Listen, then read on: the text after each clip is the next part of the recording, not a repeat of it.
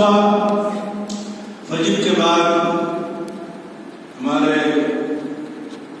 شاہد والے علم نے یہ خبر دی کہ ہمارے سابق مدرس اور تفسیر و حدیث کے استاد جنہوں نے یہاں کئی سال 7-8 سال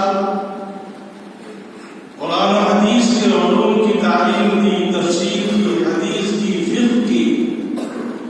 اور اپنے زمانے تعلیم میں، زمانے مدرسی میں سیرت حسنہ کا مظاہرہ کیا، کسی سے کوئی لڑائی نہیں کی، جھگڑا نہیں کیا، کوئی فساد نہیں کیا، کسی فتنے میں شریک نہیں ہوئے، بڑی سب کے ساتھ محبت کے ساتھ یہاں انہوں نے اپنا وقت گزارا، اور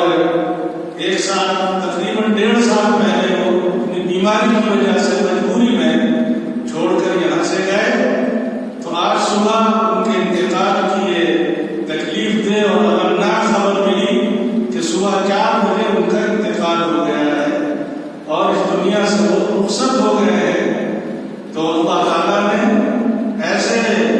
نیک لوگوں کے بارے میں ارشاد فرمایا کہ جب ایسے لوگوں کی وفات ہو جائے تو پھر تم انا للہ و انا الیہ راجعون پڑھ کر ان کے لیے دعائیں مغفرت کرو، اور رسول اللہ صلی اللہ علیہ وسلم نے ارشاد فرمایا، مسلم شریف کی حدیث ہے، اذا مات الانسان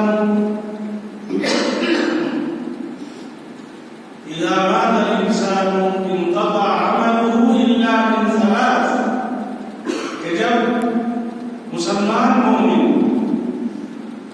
دنیا میں زندگی گزار کر اعمال صالحہ کر کے دنیا سے چلا جاتا ہے، انتقال ہو جاتا ہے اس کا، تو مرنے کے بعد بھی اس کی زندگی کے 3 اعمال صالحہ ایسے ہوتے ہیں کہ ان کا ثواب مرنے کے بعد بھی اس کو برابر پہنچتا رہے گا، ملتا رہے گا۔ فرمایا اذا مات الانسان انقطع عمله، کہ جب انسان دنیا سے وفات پا جاتا ہے، انتقال کر جاتا ہے، تو اس کی دنیا میں نیک اعمال کا سلسلہ تو منقطع ہو جاتا ہے، یعنی اب نماز نہیں پڑھ سکتا، روزہ نہیں رکھ سکتا، زکات نہیں دے سکتا، اور صدقہ و خیرات نہیں دے سکتا، قرآن و حدیث کی تعلیم نہیں دے سکتا، لیکن اس کی زندگی کے سابقہ زندگی میں جو اس نے 3 اہم نیک کام کیے ہیں، ان کا ثواب برابر اس کو ملتا رہے گا، پہنچتا رہے گا۔ نمبر 1، 3 چیزوں کا ثواب پہنچتا رہے گا۔ نمبر 1، اس نے کچھ صدقہ جاریہ کیا ہو، مسجد بنوائی، مدرسہ بنوایا، یا قرآن کریم چھپوا کر تقسیم کیا، یا نر لگوایا، اور کوئی خیر کا کام کیا جس کا فائدہ لوگوں کو برابر ملتا رہے۔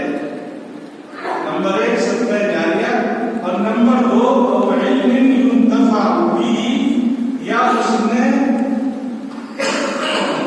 قرآن و حدیث کا علم لوگوں کو سکھایا